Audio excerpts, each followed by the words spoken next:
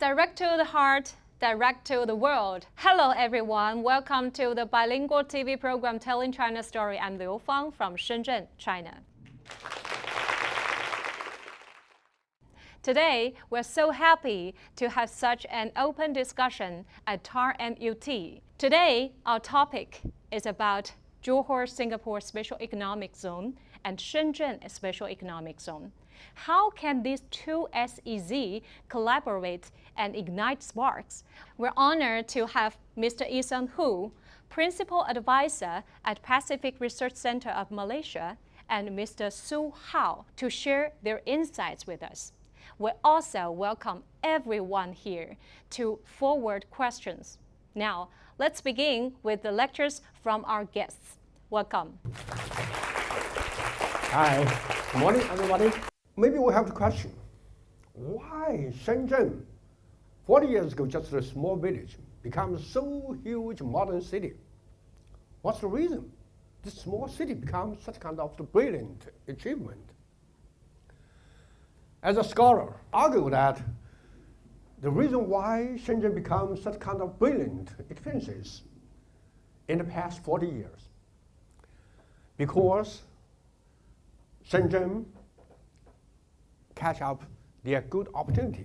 In this way, I would like to make points with maybe the 4 or 5 points to define the way of Shenzhen as a modern city building.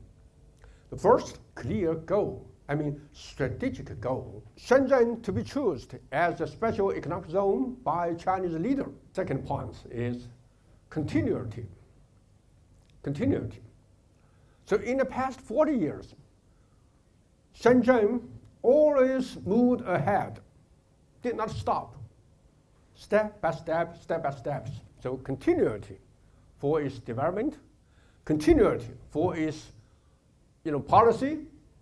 The third point, define Shenzhen, I would say that it's work or action. That means strict design just on the paper. But this strategy has been implemented by the people.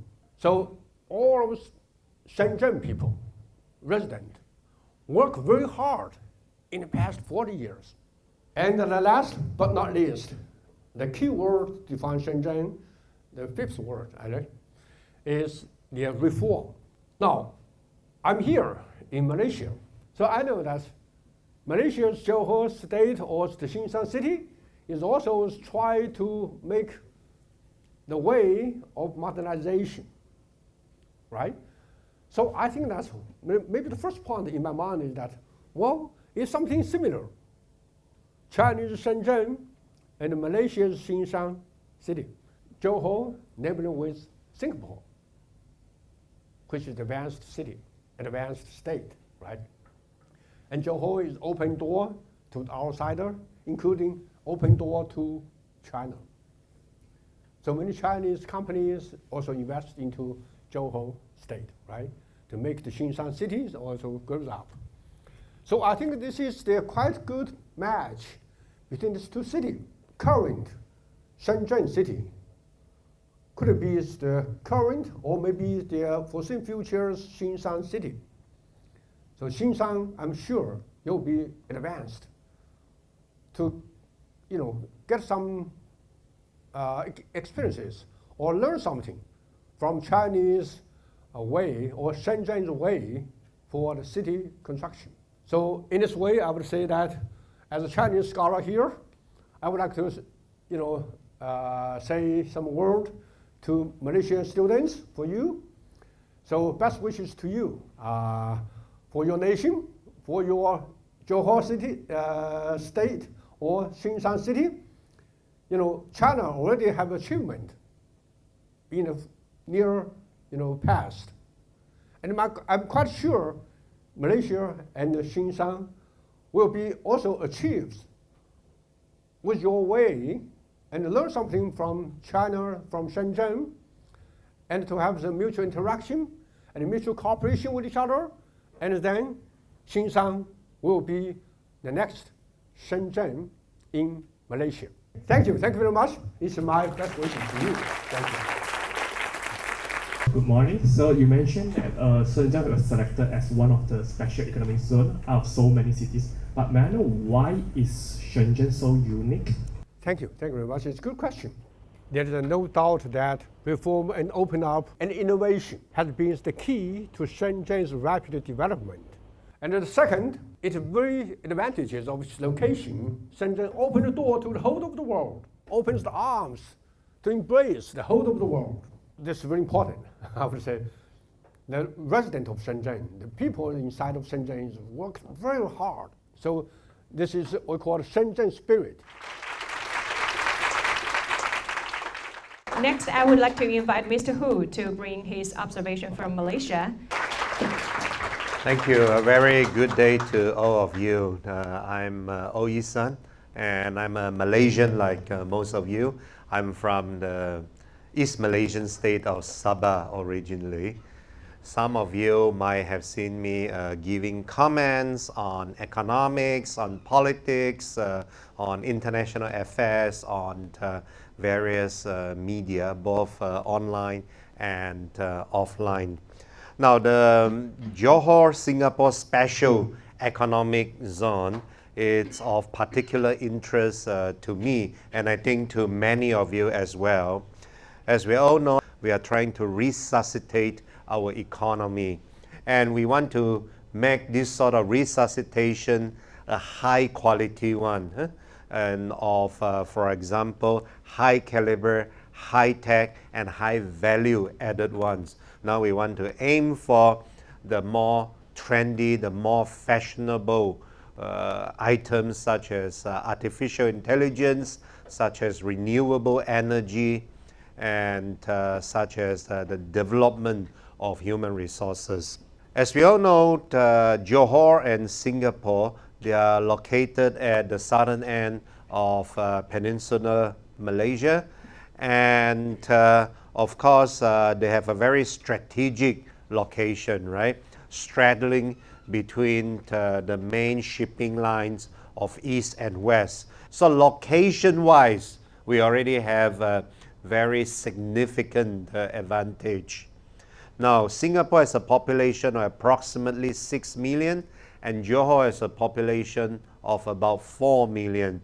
So altogether, that would give us about 10 million population, and that's a very huge market and also a huge production base.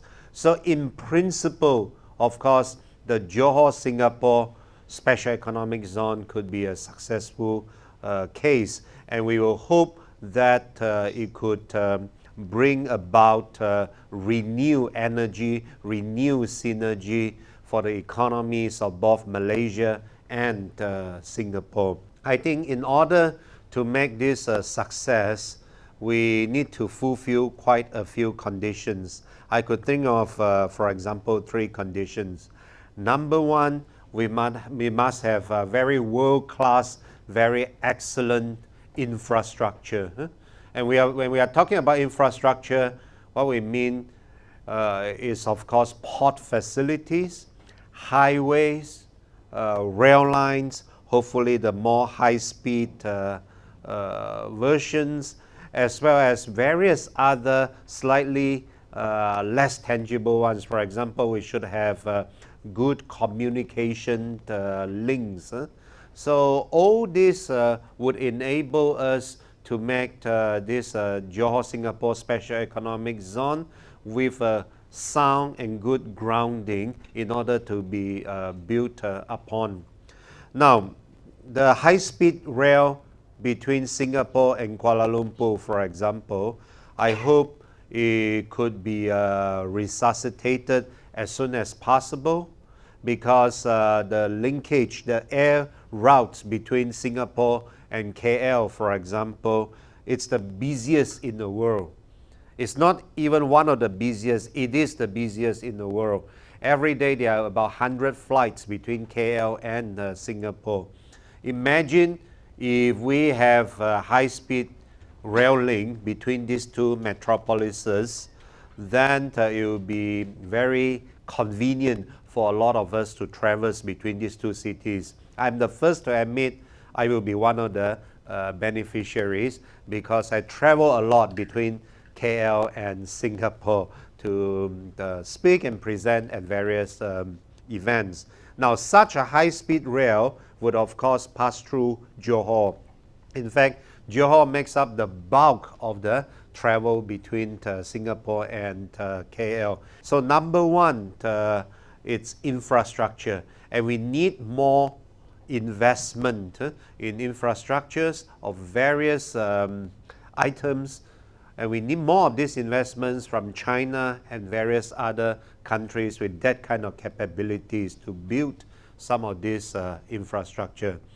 In China, in the case of Shenzhen and so on, when they used to develop Shenzhen and various other industrial zones in China, typically all this infrastructure will be laid, all the highways and rail links, as well as electricity, as well as water supply, clean water supply, and so on. And we must lay this sort of groundworks in order to attract these investors from Singapore and from China and from various other countries. Number two, I think what is perhaps very important is indeed what you are undergoing, namely education.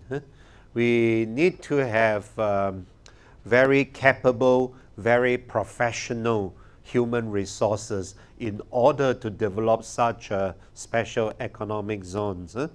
I think all of you here with your various fields of studies, upon your graduation, some of you might work for various companies, some of you would perhaps also go to Singapore, but now you would have hopefully a new choice going to this special economic zone, which is very near Singapore, with hopefully significant investments from Singapore and from China and various other countries.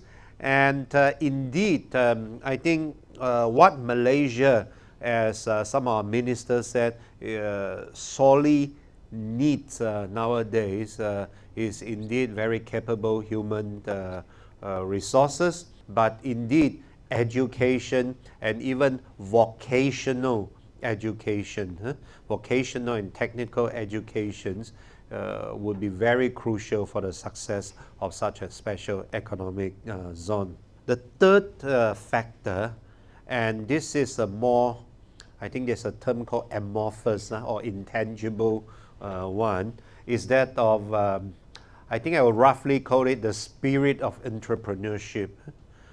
I think a lot of us go through life, including myself, perhaps we at some point in our lives we would like to set up our own company as a startup company with hopefully new and useful technology, and we will grow this company, and in the process we will grow rich as well.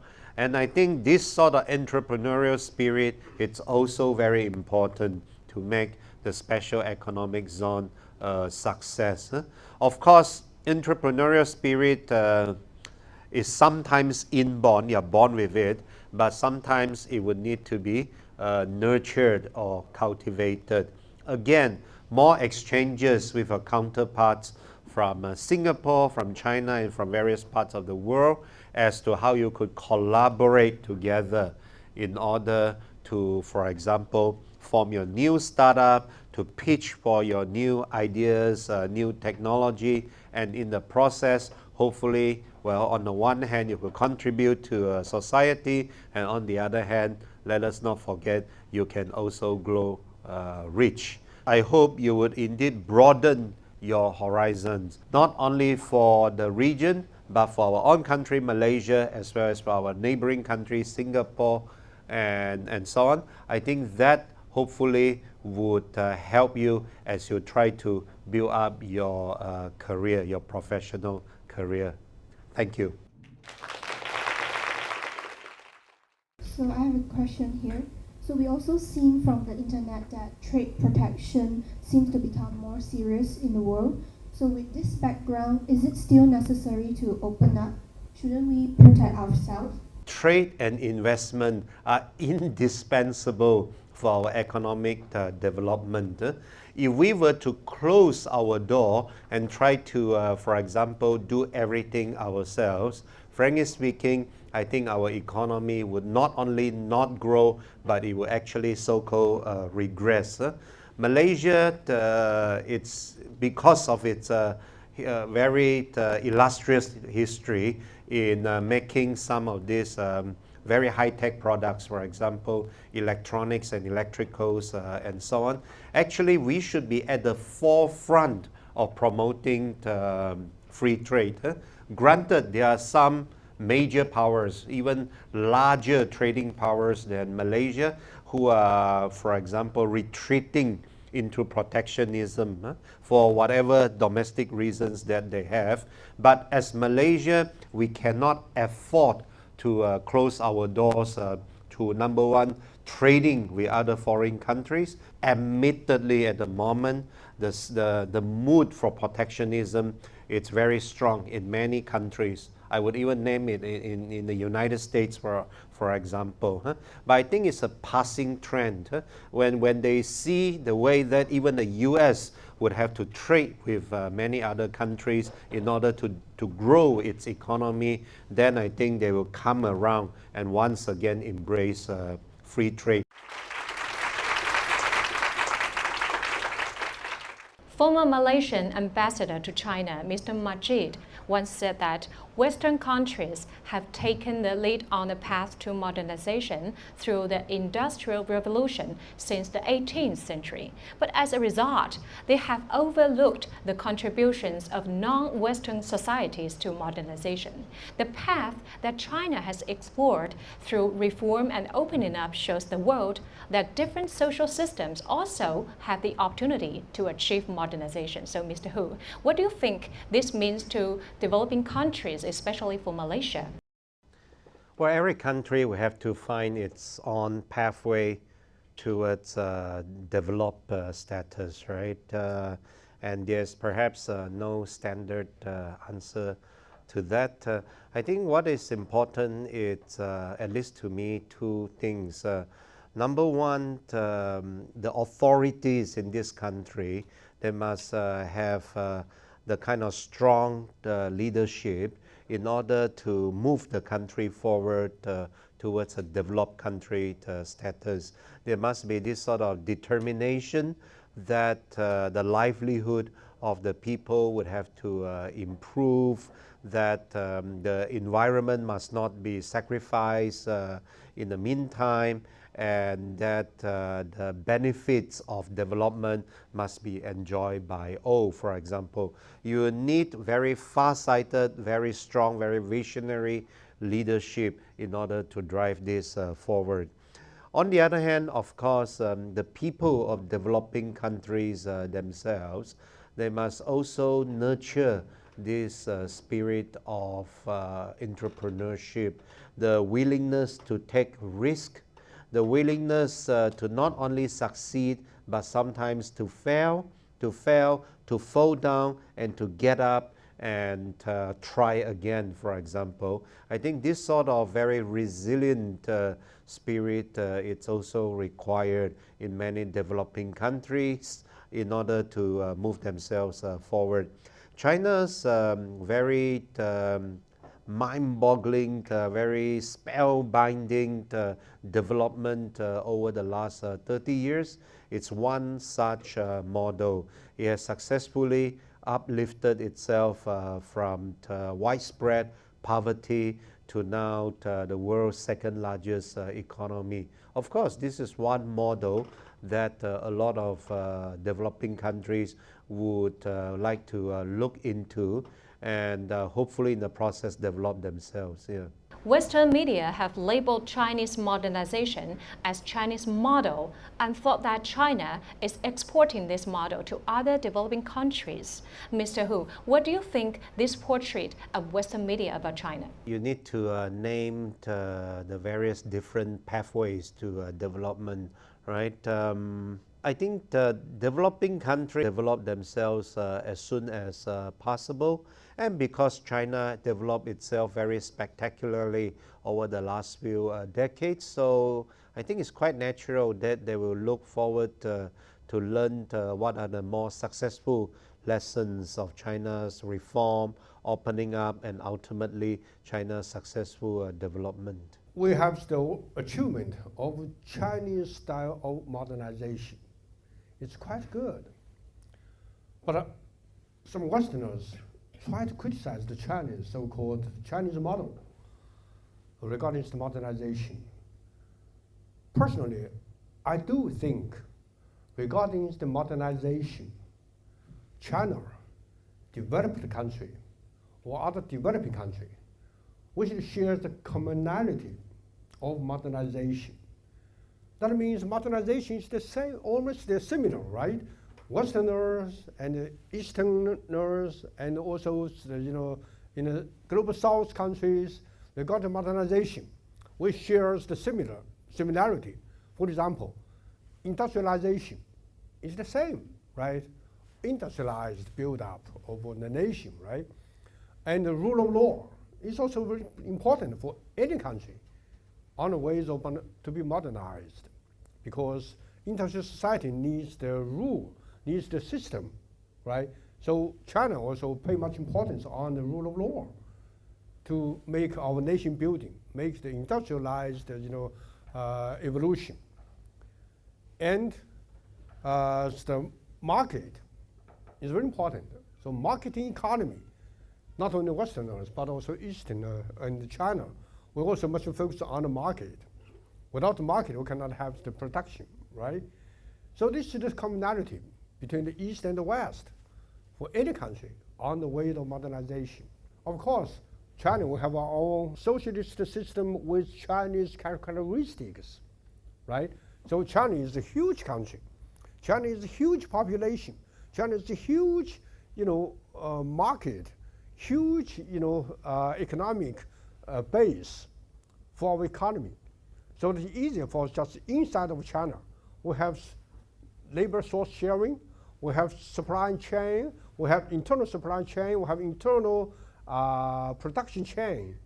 So that means we have a strong internal momentum for our nation building, for our economy building. So this is Chinese special way.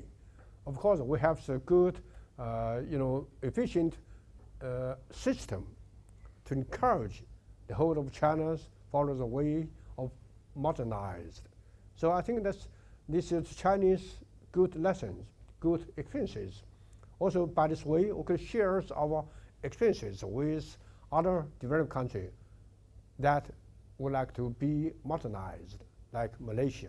Mr. Hu, there are so many SEZ in different countries in the world. Why did Malaysia choose Shenzhen as a reference? I have been, the first time I was in Shenzhen, I think it was nearly a quarter century ago at the turn of the century. And I still remember I stayed in this so-called Sunshine Hotel, which was probably one of maybe two so-called 4 or 5 star hotels at the time. And nowadays, when you go to Shenzhen, I think more than 100 of these 4 or 5 star hotels surrounded by very, very high-tech companies and so on. So in a very short period of time, Shenzhen was able to take advantage of its unique location close to Hong Kong, Macau, and Guangzhou. And number 2, the fact that it attracted entrepreneurs from all over China, and nowadays increasingly from foreign countries as well. These are all very valuable experience, valuable lessons that, for example, the Johor Singapore Special Economic Zone would like to attract. So I think it's only very natural that we use this example, namely Shenzhen, as a successful special economic zone as our reference. Yeah. Johor has its successful neighbors in Singapore, but these 2 successful neighbors, they also have their internal needs in order to, for example, to expand themselves, to relocate some of their industries and so on. So this sort of overflow effect from, let's say, Singapore into Johor, from Hong Kong into Shenzhen. And the fact that Shenzhen now, I think, has a economy which is, I think, even larger than Hong Kong. So I think a lot of that of us are looking forward to one day, for example, that Johor could grow, I wouldn't say overtake Singapore, but could grow as fast and as well as Singapore here. I think the largest challenge that a special economic zone faces, at least at the initial stage, is of course to attract enough investments, because you obviously cannot depend on the local investment alone. You need to have investments from outside of the zone and even from internationally. You need to sell to the international community why this is an attractive place for them to invest, with the various incentives, with very livable type of environment, for example. In fact, during this visit to Malaysia, especially in Johor, we found that there are many high-tech companies from China in Malaysia, and they brought investments and a lot of experiences in technological innovation. What do you think about the impact that the deepening cooperation between enterprises of these two countries in high-tech field will have on the region or even the world? As a country, Malaysia would need to upgrade its industry, its human resources, and of course we welcome the technology transfer from more advanced economies such as China. Hopefully it would create more high-value jobs for Malaysia. Of course, there's always a trade-off. We need to work harder, we need to work smarter in order to secure this investment in Malaysia, because there are a lot of regional competitors as well in Southeast Asia, and many foreign investors, they could have gone to Vietnam, they could have gone to Indonesia and so on. So Malaysia must find its own, shall we say, niche in terms of, for example, its ability to communicate across cultures, its long tradition of opening its economy for trade and investments and so on. These are some of our long-standing advantages, and we have to promote them in order to secure some of these high-tech investments to stay in Malaysia. Malaysia is very good advantages for its Johor Singapore's special economic zone building. Is the very important point is that the overseas Chinese. We know that Singaporeans is overseas Chinese regarding the major population, right? And Malaysia is also the overseas Chinese quite good number, right, regarding the population. And also in Southeast Asia, overseas Chinese is also quite popular, right, for the economic development regarding resource, regarding company building, even regarding their linkage with China. So there's the huge network, societal network in Southeast Asia. And regarding this kind of network, Malaysia is a hub regarding its location, geographical location in the center of Southeast Asia, right? And regarding their dual geographical features, not only is the inland of Malaya Peninsula, and also is the maritime areas in Southeast Asia, like Malacca Strait, the South China Sea. So it's easier for Malaysia engaged into its neighborhood regarding economic cooperation. So I would say that this kind of special economic zone, not only just a bilateral between Singapore and Malaysia, but also in Southeast Asia as a whole, is an overall, greater space for economic construction. So in this regard, I would say like the Shenzhen is overall of Grand China and East Asia. So Johor's economic zone is also overall in Southeast Asia. So it's bigger space for this kind of the special economic zones built.